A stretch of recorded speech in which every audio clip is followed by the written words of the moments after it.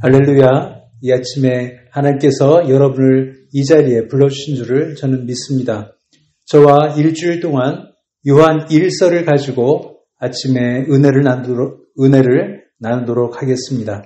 같이 기도하겠습니다. 하나님 감사합니다.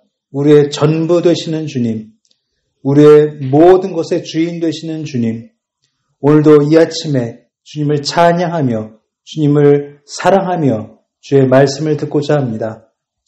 저희에게 와주시며 저에게 말씀하여 주옵소서.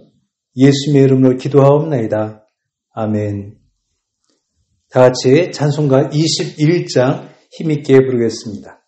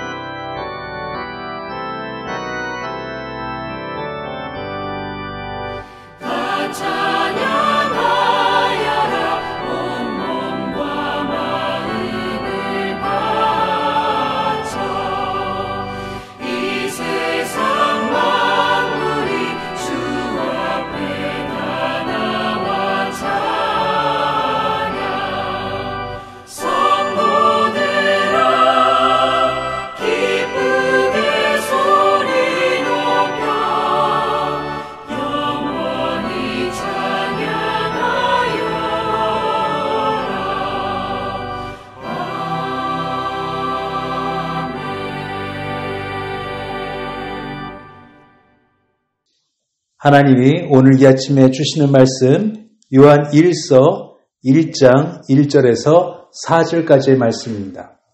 요한 1서 1장 1절에서 4절입니다.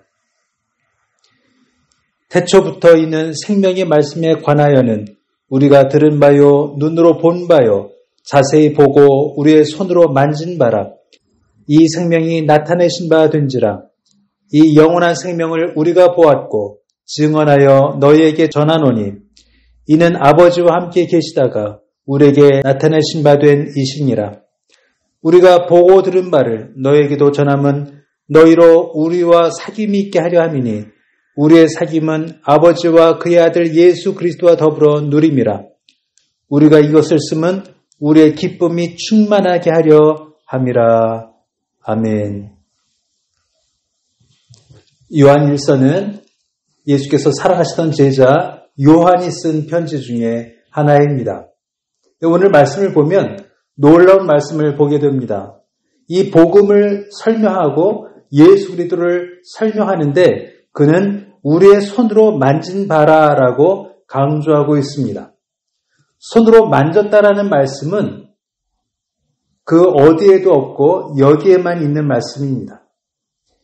왜 요한은 여기서 예수 그리스도를 내 손으로 만져보았다, 내 눈으로 보았다라고 말씀하고 있는가? 왜냐하면 그 당시에 많은 이단들이 예수 그리스도는 이 땅에 육체로 오신 것이 아니라고 했기 때문입니다. 그들은 이원론자였습니다. 그들은 영지주의자들이었습니다. 그들의 특징은 뭐냐면은 하나님은 너무 거룩하셔서 사람의 몸을 입을 수가 없다라고 주장했던 사람들입니다.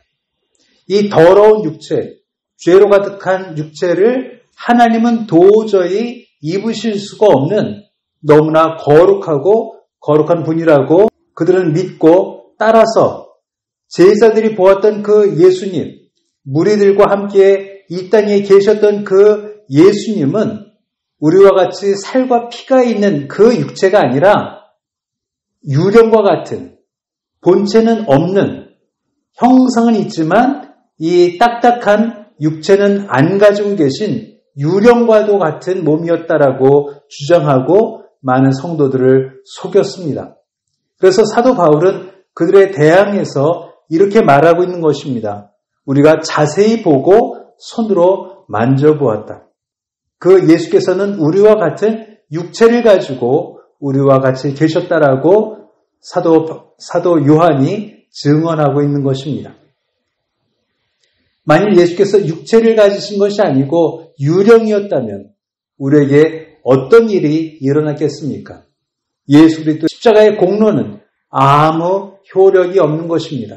그 육체의 고난과 목마름과 고통과 죽으심은 거짓이 되는 것입니다. 그들은 철학적으로 예수를 생각했습니다. 그들은 오직 신학적으로만 예수를 생각했습니다. 그래서 그들은 자기 꾀에 빠져서 예수 그리스도의 희생과 또 예수 그리스도의 고난을 부인하게 된 것입니다.